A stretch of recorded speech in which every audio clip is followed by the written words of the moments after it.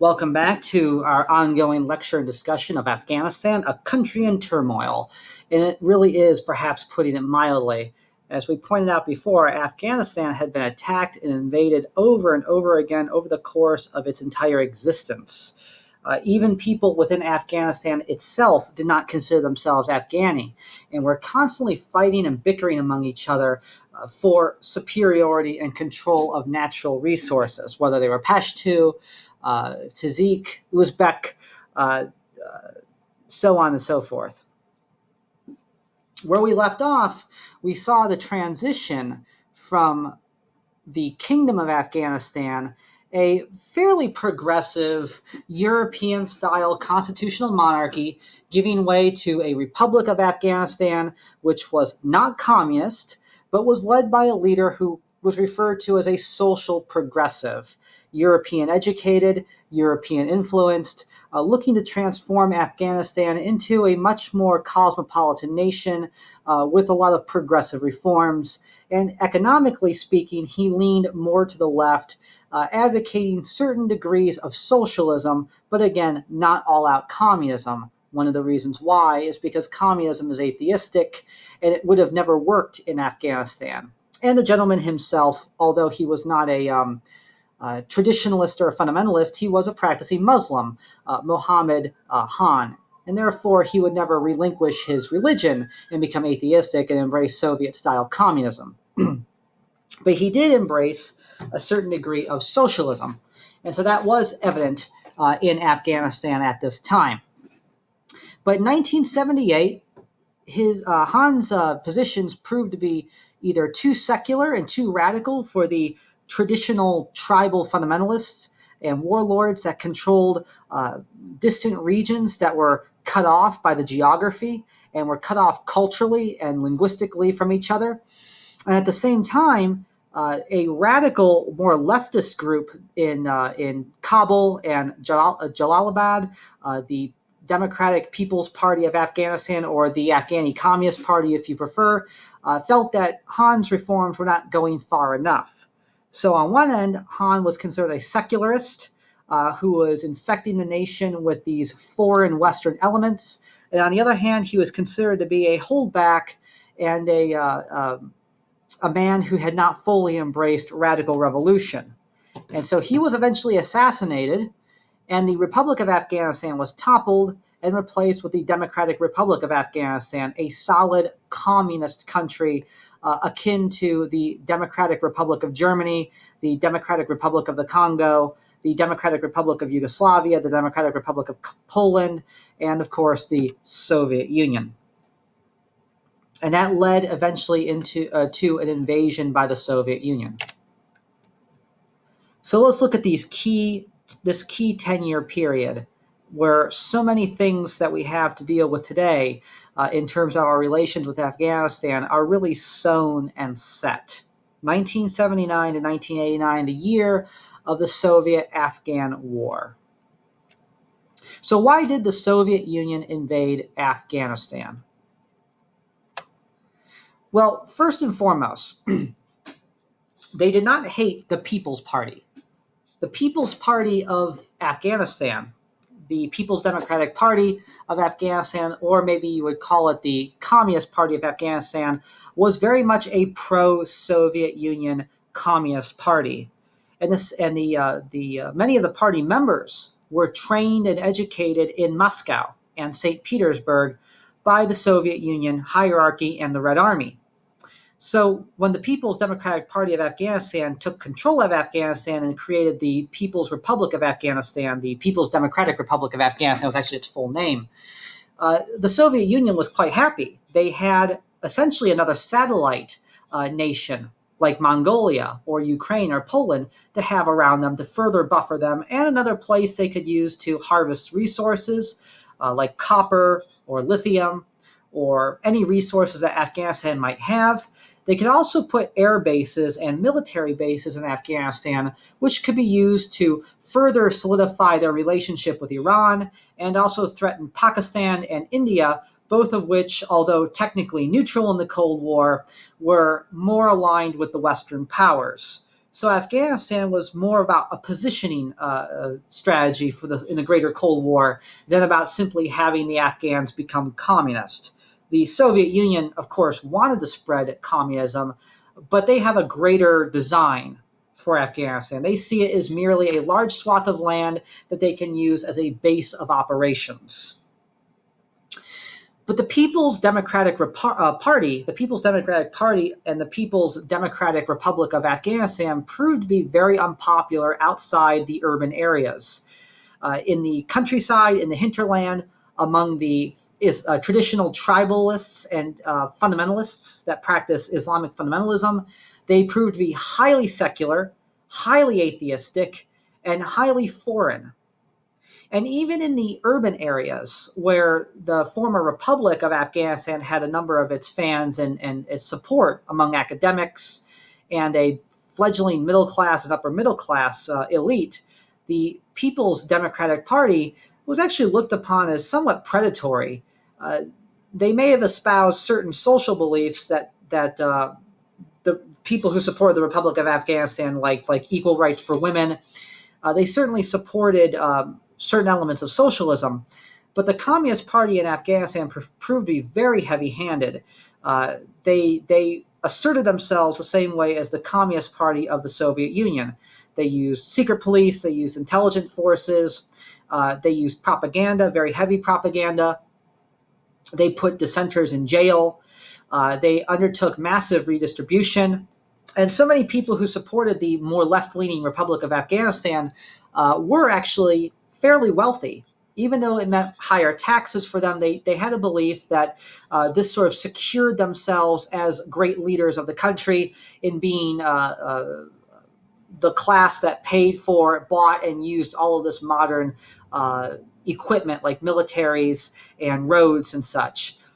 But the People's Democratic Party of Afghanistan was a classic Marxist-style Soviet party, and so they undertook class warfare, they undertook suppression of religion, and they undertook suppression of certain culture that they considered antiquated.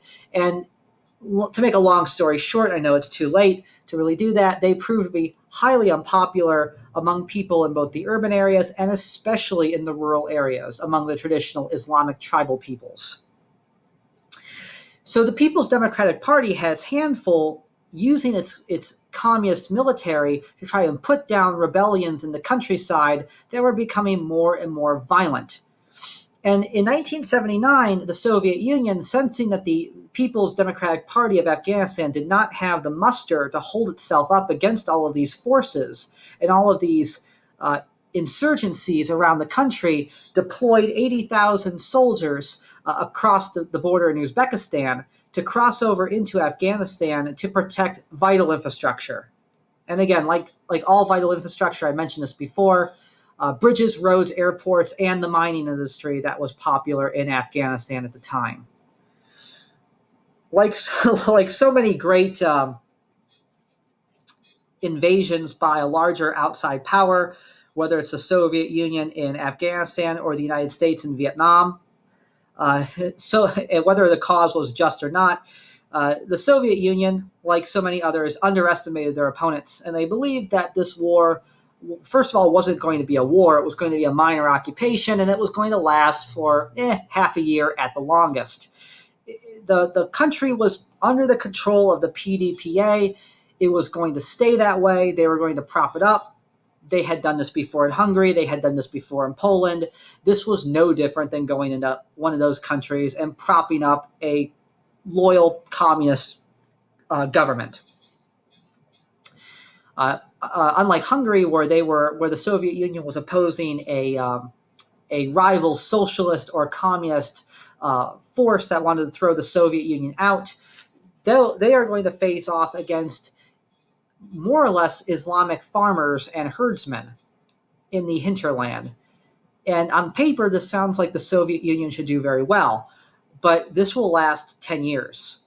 And this war will essentially lead to one of the defining factors that will collapse the Soviet Union. Before we move on, I just want to point out the gentleman in the picture next to me here, next to us over here on the right, is Leonid Brezhnev. He is the successor to Nikita Khrushchev after Khrushchev is outed for not being tough enough against the West. Remember, Khrushchev had a friendly rivalry with the West. He certainly was an authoritarian, but he liked to mix and mingle with the Western powers to show Soviet superiority. Brezhnev is not going to be like Stalin, but he's going to return to a little bit more of a Stalinistic approach. He's going to have a cult of personality where people will sort of venerate him almost like a messiah figure. He does a lot of good in the Soviet Union. For example, he de-escalates nuclear tensions with Richard Nixon in what are called the SALT talks. But on a whole, he is going to stiffen Soviet resistance to the West and sort of reignite the Cold War. He's going to make, when Khrushchev took power, they called that era the thaw, because he thawed relations between both countries. Even though there was the Cuban Missile Crisis, he thawed relations between both countries. Brezhnev is going to chill those relations once more. And he's going to be much more aggressive in using the military to expand communism. And this is going to get into trouble with Afghanistan. Why was the PDPA unpopular? I pretty much already said this. The PDPA was simply not some sort of random communist party. The Islamics didn't like them because they were communists. They really could probably care less what it meant to be communist. But there were specific aspects about communism that made them upset. And that would be, one, that they were dictatorial, that communism was considered foreign, and that people educated in foreign lands, even if they were Afghanis themselves, were considered foreign. Communism was atheistic. They were backed by the Soviet Union. The Soviet Union was atheistic, and they saw this as a complete outsider invasion of the greater Islamic world.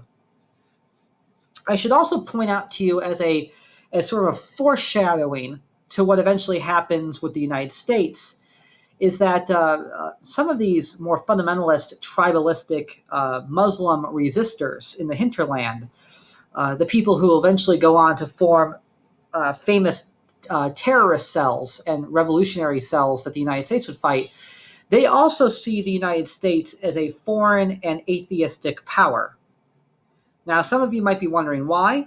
The United States is technically a secular country. Its laws are secular. The Declaration of Independence certainly mentions a creator and mentions divine providence.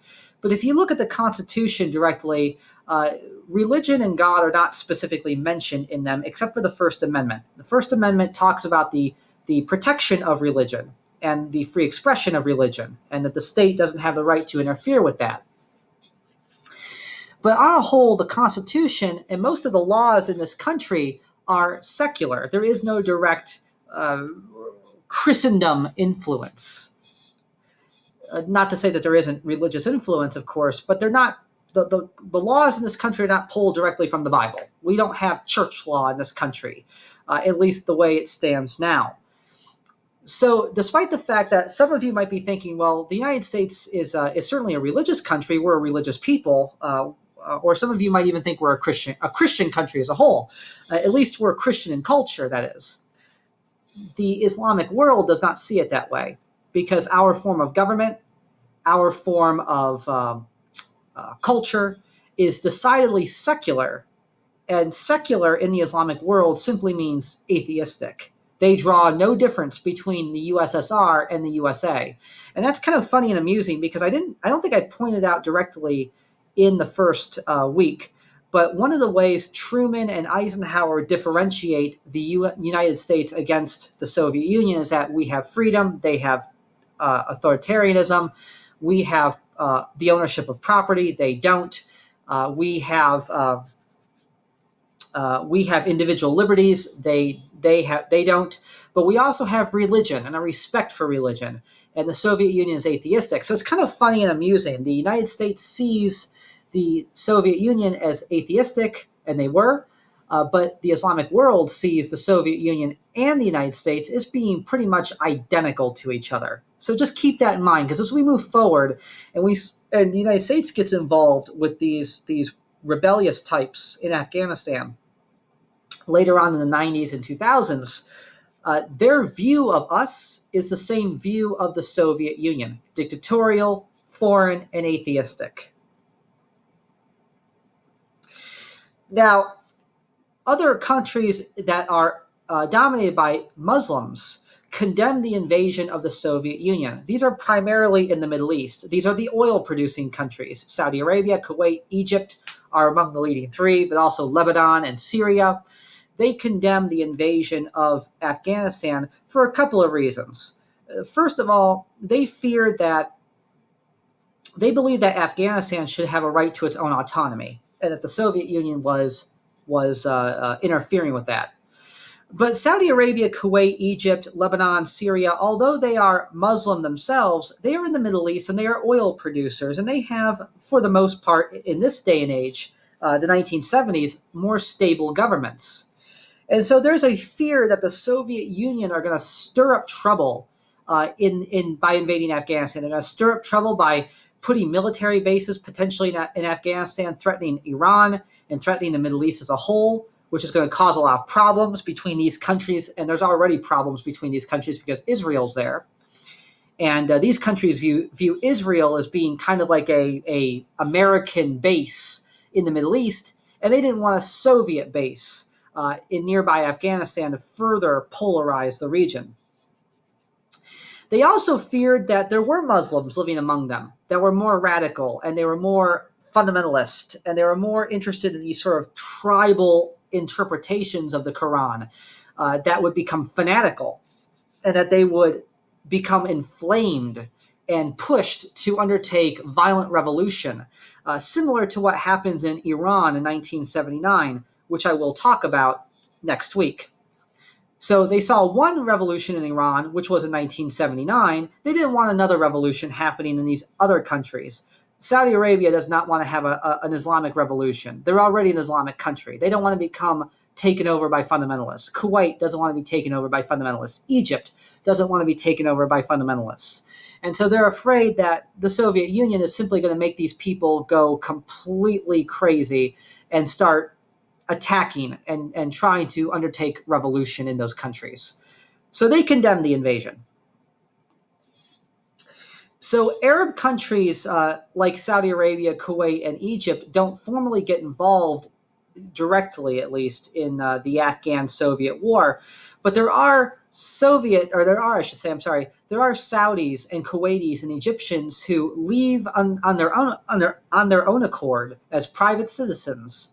They are more fundamentalist Muslims, and they go to Afghanistan as Arabs to fight on behalf of the Afghanis. Not because they like the Afghanis, but because they see Afghanistan as being part of the greater Muslim world. And so they go there to fight against what they see as the invasion of a Soviet oppressor.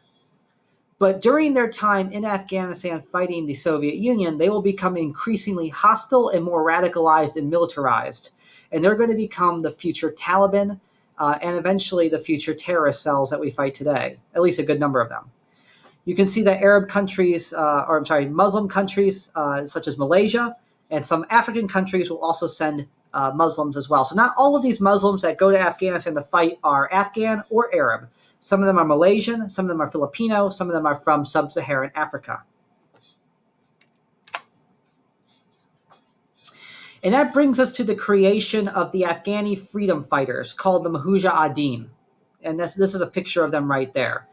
And the Mujahideen will be our allies in the Afghani-Soviet war. They will be supported and backed eventually by the United States government and a number of other Western powers to defeat the Soviet Union. But we'll get to that in a moment. The Mujahideen are made up of all sorts of ethnicities across Afghanistan, and they don't have a ton in common. They're all very different. We can't group them together as being one gigantic organization. They really are splinter cells of groups that are united in one common front to attack and defeat the Soviet Union. They are Muslim. That's pretty much their common denominator, and they're attacking the Soviet Union. But some of them are Uzbek, some of them are Pashto, some of them are Tajik, some of them are Turkmen. They have different views of government, different views of religion and government.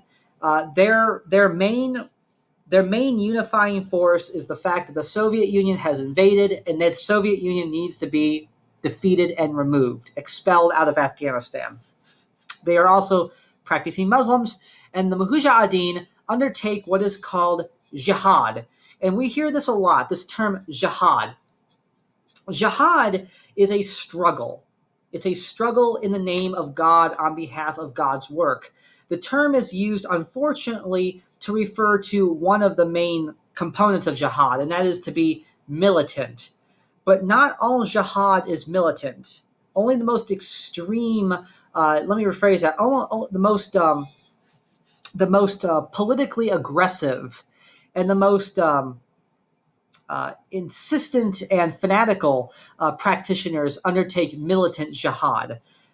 Jihad typically is an intellectual and spiritual quest.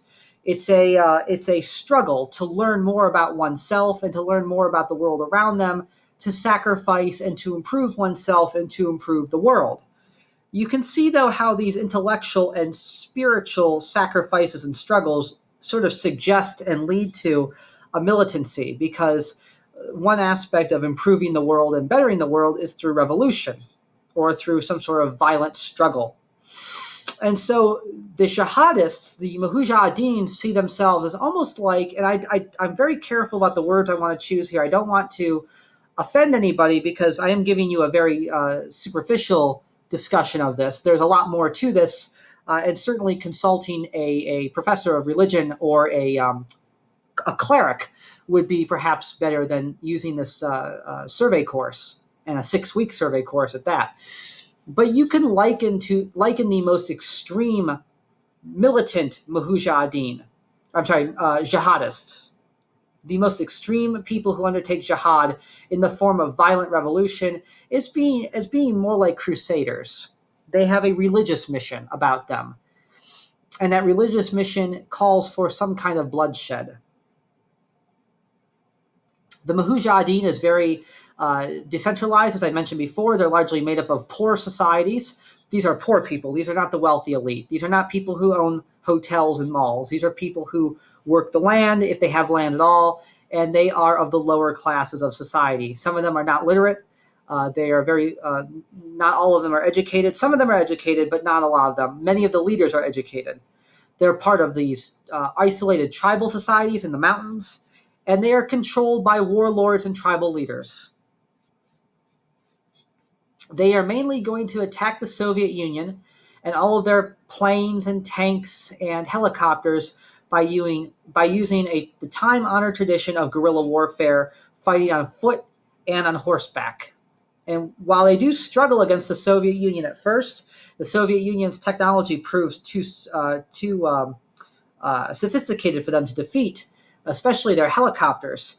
But when they receive backing in the form of monies and supplies from the United States, they are able to use modern, sophisticated military equipment in their own right and combine it and fuse it with horseback and foot warfare against tanks and helicopters to eventually cause so many problems for the Soviet Union that eventually they have to withdraw. Here's another picture of the Mujahideen.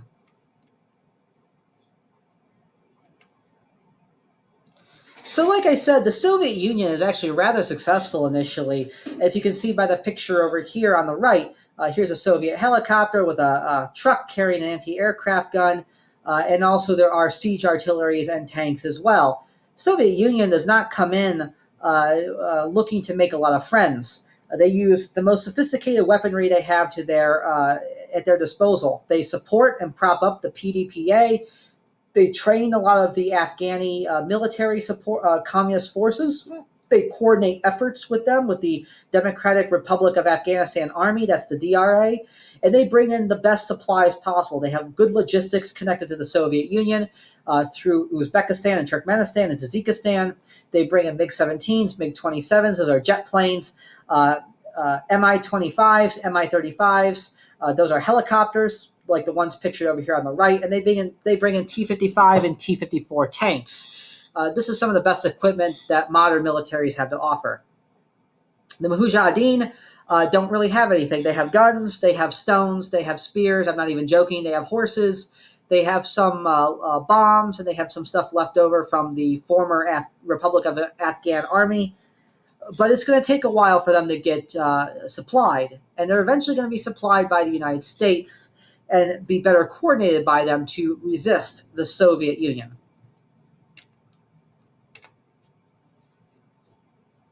This is an absolutely brilliant but very frightening picture. Both of these pictures are of these helicopters. They're very menacing looking. These are Soviet gunships. They could launch missiles, and they had machine guns on them, twin machine guns. Very powerful helicopters for their time, and they're still used today by the Russian Army, Russian Air Force. This is a picture, I believe it was on the cover of Time magazine. It may have even won a Pulitzer Prize. And this is an Afghan man standing among the ruins of a city where you can see some members of the Mujahideen who were gunned down by one of these Soviet MiG or Mi-35 helicopters, with the helicopter still swarming behind them. So make no mistake about it, the Soviet Union, when they go into Afghanistan and they start fighting these people, they use some absolutely vicious tactics. And the longer the war goes on, especially as the Mujahideen are able to resist more and more the Soviet Union starts to use stronger and more menacing and vicious attacks, whether it's attacks on civilians, torture, mass arrests, incarceration, similar to the French in Algeria, because the longer these wars go on, and to be fair, and I mean no offense, similar to the way Americans started operating in Vietnam, the longer they stayed in Vietnam, and I've heard stories of stuff that has happened in Iraq, in Afghanistan, although the American presence there, even at their height, was not as big as the Soviet presence in Afghanistan or the American presence in Vietnam. The longer that these powers stay in these occupied countries fighting and killing, fighting and killing, fighting and killing, they almost become warped and desensitized by the killing. And the Afghanis, or the Vietnamese in the case of the French and the Americans, simply will not go away. They keep fighting and fighting and fighting. And so the Soviet soldiers begin to undertake more harsher tactics, almost as a form of revenge, to try and simply kill off as many Afghanis as possible and to scare the rest of them into submitting. They simply cannot take fighting this war anymore. Again, this war goes from 79 to 89. And there are Soviet soldiers who simply do not want to be in Afghanistan. So we should understand the war from their eyes as well as the Afghanis. The Afghanis, though, of course, will eventually win the war, and they cannot do this on their own. They have to have help from the outside. And one of the key players and one of the best players in helping them do this will be the mortal enemy of the Soviet Union. And that, of course, would be the United States. But they're going to have help from other places as well. First, they're going to have help from Muslim Arabs from the Middle East. And the most famous of these is going to be Osama bin Laden. Osama bin Laden is the son of a wealthy family in Saudi Arabia. The bin Laden family is still very much around. It's a philanthropic family, even in the United States. If you go to the United States, there are roads, there are bridges, there are hospitals, there are clinics, some of which is built by bin Laden money, and some of which is named after them as well. They were part of the they invest in banks, real estate, petroleum, but the majority of their money comes from contracting. They are mainly a large construction and contracting family. Bin Laden is he's an odd individual, and I don't want to say that people have mental illnesses all the time. It's a cop-out, and it excuses a lot of their sincerely held beliefs, despite the fact that their beliefs might be volatile and violent and what we would call perhaps borderline insane. I don't know if bin Laden had a mental disease, if he was, as some people would say in the media, crazy. It would be inappropriate for me to try and pass judgment on that. But he's an interesting guy. He goes to several universities in Europe and in Saudi Arabia. He even visits the United States. He studies religion. Christianity, Judaism, and Islam especially. He studies literature. He is a philanthropist in his own right. And he's also known as sort of a party boy.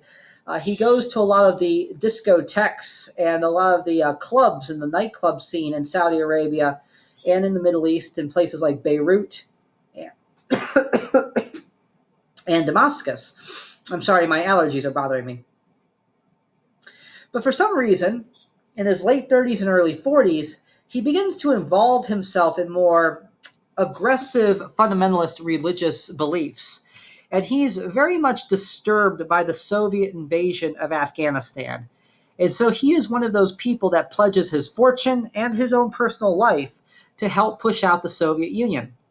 But during his time fighting in Afghanistan, he is going to be, and he'll be there for about 11 years fighting the Soviet Union, and then will just remain in Afghanistan after the fact. He will become further radicalized through the combat. He will see the violence of the Soviet Union. He will see the violence committed by the PDPA. And he will see people starving in poverty. And he will come to blame the West and atheism and anything from the outside. And he will eventually declare war on the West and try to punish them for the crimes committed against the Islamic world. Again, I don't know if his beliefs are purely sincerely held, or if he had some kind of extra angle, or if he had an imbalance. But this is what we know about him. Bin Laden goes to Afghanistan in the 1970s. He uses his personal wealth and his connections to gain access and introduction to the Mujahideen. He was a contractor himself, so he had connections to companies that built heavy equipment. And he was able to get control of trucks, vehicles to transport equipment and supplies to support the Afghanis. He uses his connections further as a contractor to foster connections between Afghanistan and Pakistan, and Afghanistan and Saudi Arabia, coordinating the shipment of aid and money and weapons. And he also helps to train a lot of soldiers too. Now, he's not a military man himself, but he's very smart. And he's able to make connections with military men in Pakistan, and military men in Iran, and military men in Saudi Arabia to help train and refine the efforts of the Mujahideen. During this, he also increases his own military training as well, and his own exposure to this further increases his militancy. So he goes over with admittedly somewhat good intentions, I guess you could say, but the longer he stays there, the more militant and more warped his mind becomes. And I don't know if he's indulging on his own power, or again, like I said, I want to just keep stressing this, I don't know if he has some kind of imbalance to begin with. But the longer he stays there, the more violent he becomes. But perhaps the largest bankroller of the entire Soviet or Mujahideen resistance is the United States. The United States puts up a considerable amount of money under the Reagan administration, initially the Carter administration, but also the Reagan administration, to get the Soviet Union out. And essentially, the United States is going to do to the Soviet Union and Afghanistan what the Soviet Union and Communist China did to the United States in Vietnam. They are going to make their life, forgive me, a living hell. They're going to foment so much rebellion and so much resistance to their occupation that eventually it's going to cause them to simply withdraw in disgrace. And I don't know if any of you have seen the movie before, but I do highly recommend a great Hollywood motion picture. It's not 100% accurate, but it certainly takes liberties, but it's a great movie called Charlie Wilson's War, which came out in 2007, starring Tom Hanks. It's a brilliant movie. It was well directed. It's got a lot of humor in it, too, because Charlie Wilson was a very interesting character. Charlie Wilson was a Democratic congressman from Texas. And for some strange reason, he sat on the House Subcommittee of Intelligence, and he had at appropriations and intelligence, and he had a sympathy for the Afghan people and their struggle against the Soviet Union. And so he was able to form connections between himself and Afghani rebels, and introduce Afghani rebels to people who were sympathetic in Saudi Arabia sympathetic in the Western world, and believe it or not, also sympathetic in Israel, who would typically not be friendly to these countries because these countries are very militant and Muslim. And Israel, for its own part, although it is very militant, is primarily Jewish. And this is going to be a boat of contention between them. I don't have the Israeli lecture for this particular class because we don't have as much time, but you see the news, hopefully, and you understand that there is always a lot of tension in the Middle East between these countries and the Soviet Union. But nevertheless, at this point, Charlie Wilson is able to forge some kind of relationship between him, the United States, and these countries, and with the assistance and the approval and support of the Reagan administration and those within the Reagan government, the Pentagon, and others as well, he's able to broker support between Republicans and Democrats, and he opens up or begins what's called Operation Cyclone. Now, Operation Cyclone is started by the Carter administration, but is carried over by the Reagan administration. Some people don't realize this, but Carter and Reagan actually got along fairly well, despite the fact that they were against each other, and Reagan defeats Carter in the presidential election. Reagan sees Operation Cyclone as a critical U.S. Project and plan to defeat communism in Asia and liberate Afghanistan. So Operation Cyclone is spearheaded by Jimmy Carter, although it's mainly operated by members of the Pentagon, Carter's staff, and eventually Reagan and Reagan's staff, with Charlie Wilson doing a lot of the brokering and negotiation at the ground level, at the congressional level.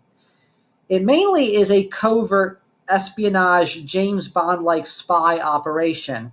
It coordinates monies and supplies between the United States, Israel, Egypt, Saudi Arabia to purchase military equipment to supply the Afghanis. And note my point down here. They're not supplying them with M16s and American-built weapons. They're supplying the Afghanis with Soviet-built arms, whether they were built in Israel, built in Lebanon, built in Ukraine, Poland, or the Soviet Union itself. We're talking about Kalashnikov rifles, Soviet-style grenades, Soviet-style anti-aircraft weapons, Soviet-style radios. The idea is that the United States is trying to hide its participation. They don't want to be called out by the Soviet Union as interfering in some kind of regional border dispute, because the Soviet Union would go to the UN and condemn the United States and win some sort of political game against the United States. And the United States doesn't want that. So the United States wants to keep its name out of this war as much as possible. So they're going to supply the Afghans with Soviet-built equipment so that if the Soviet Union were to catch some of these Afghani freedom fighters, all they're going to find is Soviet equipment, and the Soviet Union would have to assume that maybe they just got it from seizing Soviet supply lines. The Soviet Union is not stupid, though. They know that the United States is involved, but they simply cannot prove it, and they can't confirm it. But they suspect, the way we suspect that the Soviet Union is supplying the North Vietnamese during the Vietnam War. Altogether, the United States is going to spend over $20 billion fighting the Soviets in Afghanistan, using the Afghanis as a proxy. One final thing I want to mention for fun about Charlie Wilson, and I definitely encourage you to see the movie because it is very good. He is quite a character. He is a drinker. He does cocaine. He does heroin. He is known to go to Las Vegas and go to brothels and engage in affairs with prostitutes and other very wealthy women who are engaging in affairs without their husband's knowledge. So he's quite a very odd character to be kind of spearheading this, but he proves to be very effective. And so if you do rent the movie and watch it, I highly encourage you to rent Charlie Wilson's War. You'll really like it. Tom Hanks delivers one heck of a performance, and the great Philip Seymour Hoffman, who's unfortunately passed, delivers one of the finest performances of his career as an American CIA agent who helps coordinate this. It's one of the best movies ever done, and it can really give you a good education on this era and kind of what leads into the era that will be covered in our final slideshow. By 1987, under the Soviet Union under Mikhail Gorbachev is weak.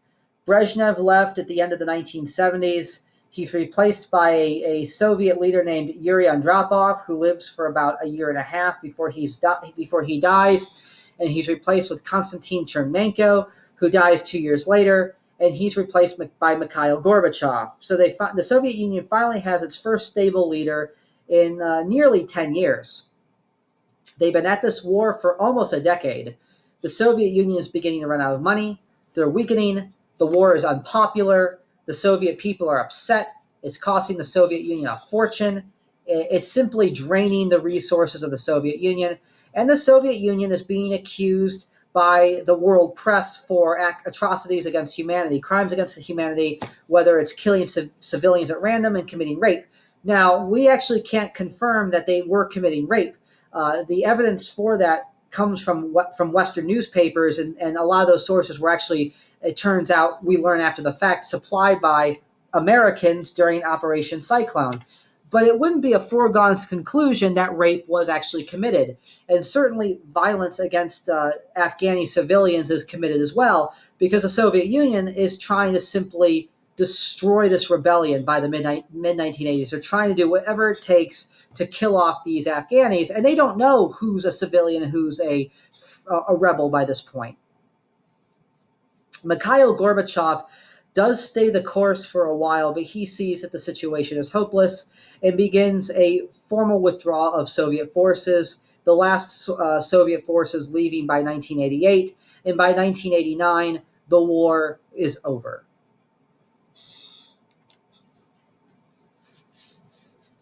The aftermath is quite desolate, quite ominous. 15,000 Soviets roughly are killed. Another 18,000 members of the Democratic Republic of Afghanistan Army. So about 33,000 communists are killed. Just under 100,000 Mujahideen freedom fighters are killed. 1 to 2 million civilians are killed who were not involved directly in the fighting, but killed either by the Mujahideen or killed by communist forces. 7 million refugees are displaced and removed from their homes, many of them settling along the Afghani-Pakistan border, where they will live in refugee camps, and this is where they will become much more radicalized as time goes on.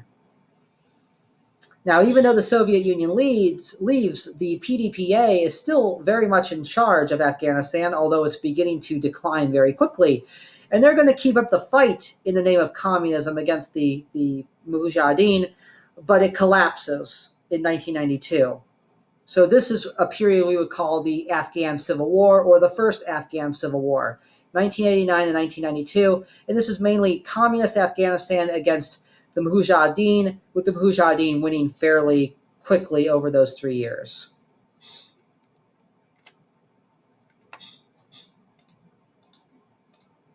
This brings us to the end of the second slideshow.